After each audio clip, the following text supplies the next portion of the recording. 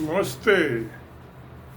आज 5 जून 2025 world environment day, विश्व वातावरण डे मनाया जा रहा है।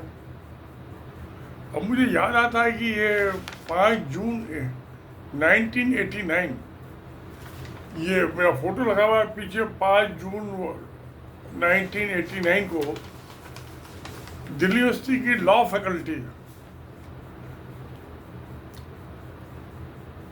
में ये मनाया गया था। तो 89 से आज 2025 हर साल पिछले 36 साल से ये मनाया जा रहा है, 36 ईयर।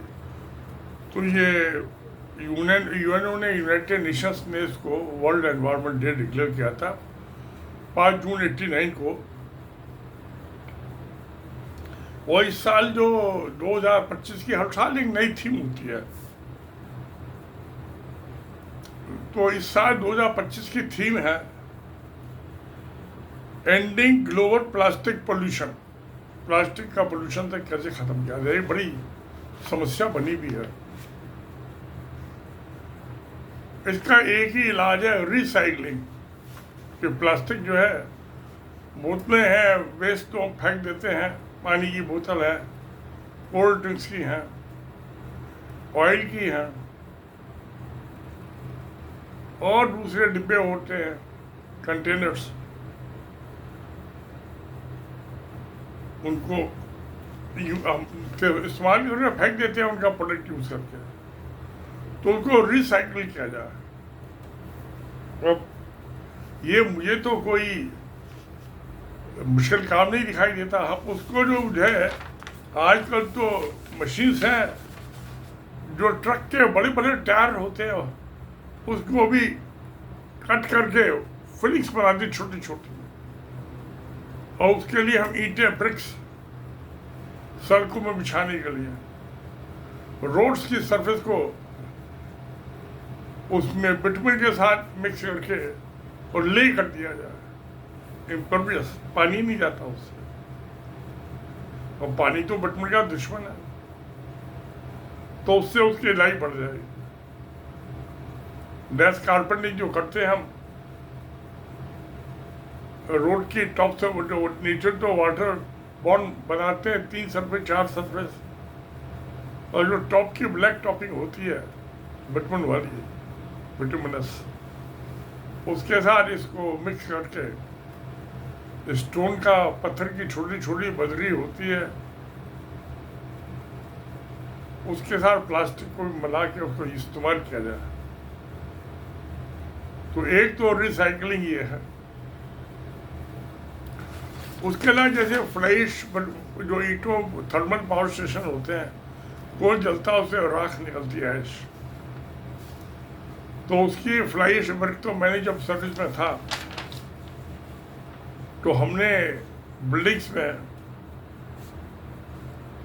मिट्टी की ईंटों की जगह फ्लाई ऐश वर्क को यूज़ किया। और मैंने जब लेबोरेटरी टेस्ट कराए थे, उसकी स्ट्रेंथ मैंने देखी थी कि जो फर्स्ट क्लास ब्रिक होती है उससे ज़्यादा थी। यहाँ दिल्ली में श्रीराम लेबोरेटरी में टेस्ट कराई थी। तो और भी बहुत से यूज हो सकते हैं।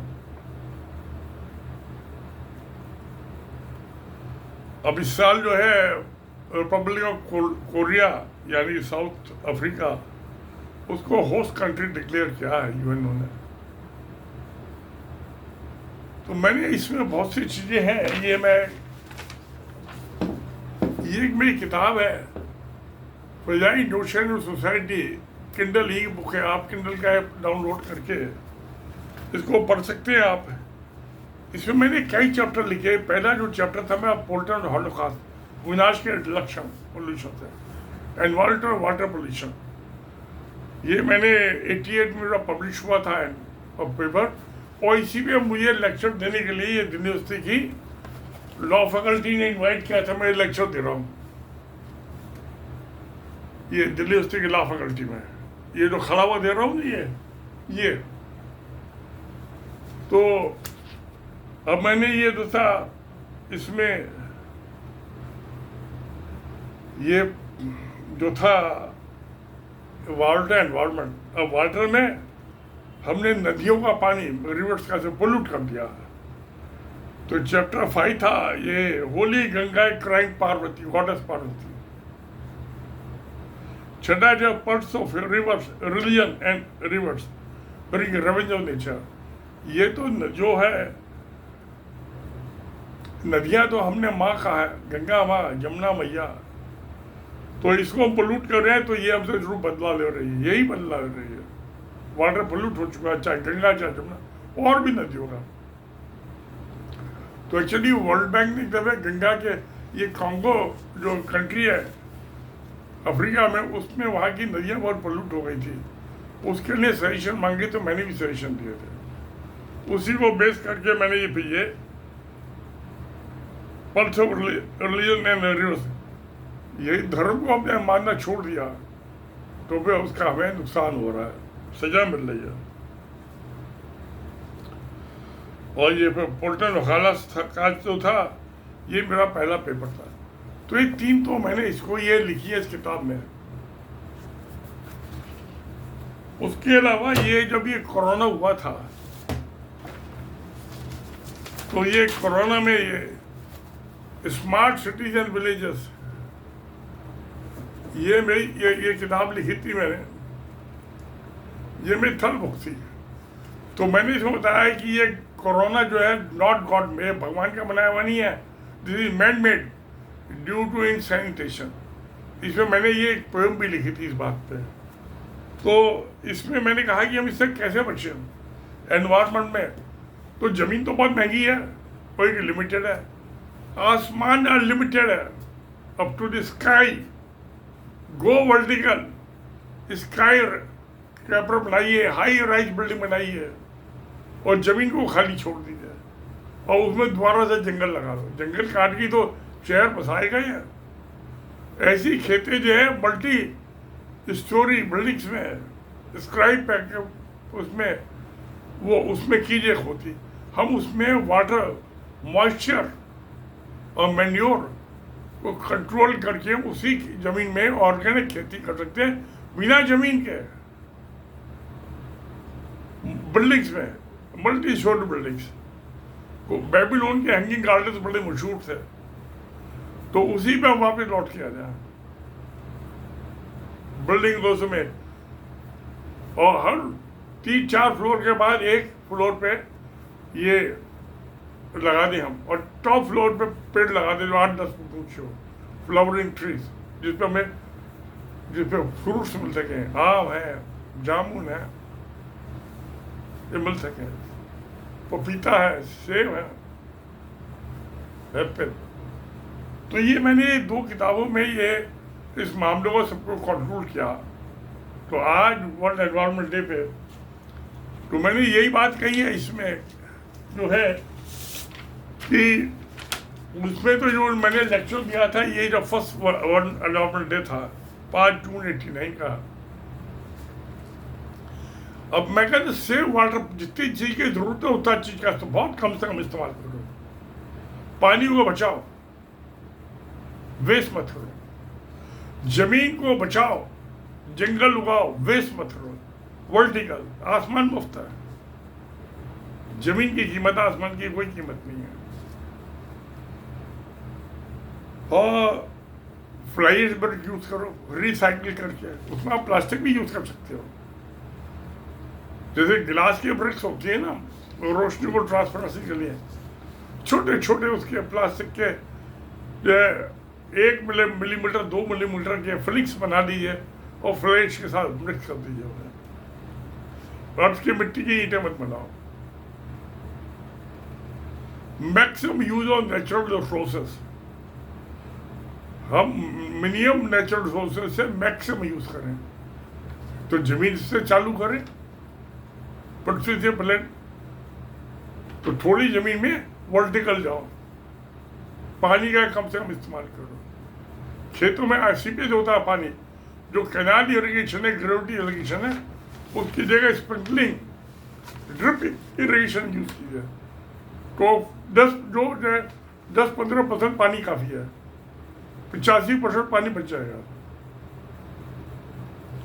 और बहुत अच्छी खेती होती है उसमें, क्योंकि पौधों की धुलाई भी हो जाती है।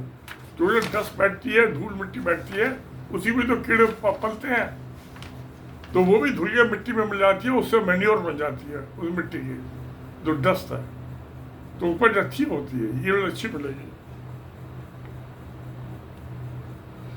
तो ये मैंने आपको ये मोटे तौर पे सब बातें बताई हैं।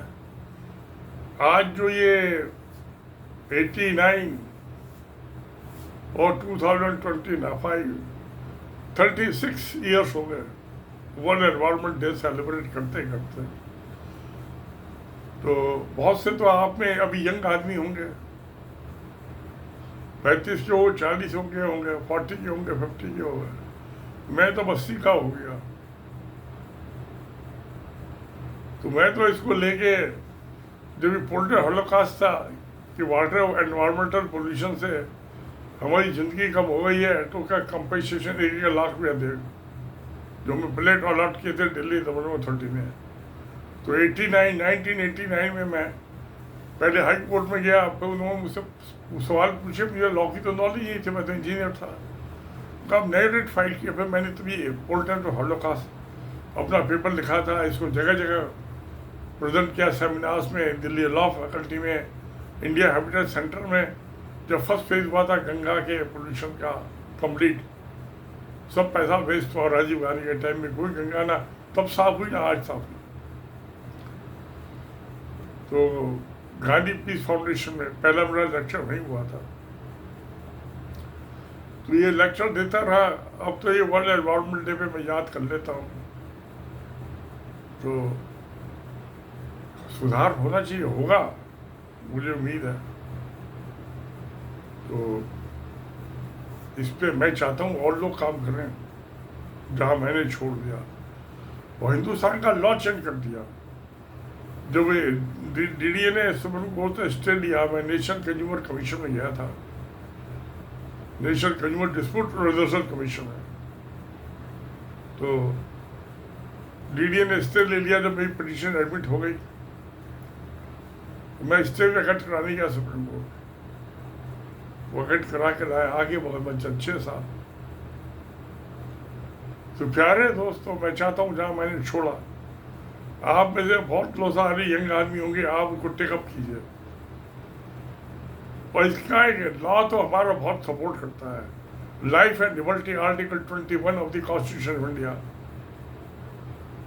उसके अंदर आप जो है कोई भी यहाँ के जगह जगह जाए, मुझे कैपेसिटी बिल्डिंग ऑफ एनजीओज में दफे इन्वाइट किया था, मैं गया था, लेक्चर दे के आया था।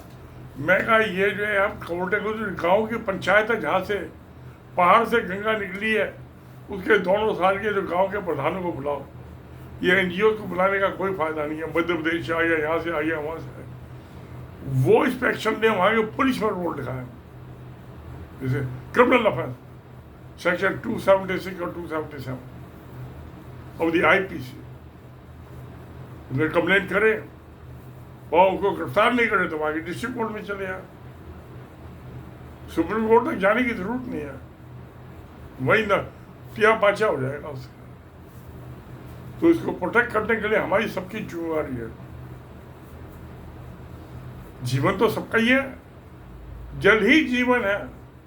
हमारी बॉडी जो वेदांत का 5 elements of life, water, environment, air, space, तो ये बहुत इंपॉर्टेंट चीज़ है। तो प्यारे दोस्तों, वर्ल्ड एनवायरनमेंट डे को हम नेचुरल रिसोर्सेज को प्रोटेक्ट करें, कम से कम इस्तेमाल करें और रिसाइकलिंग करें।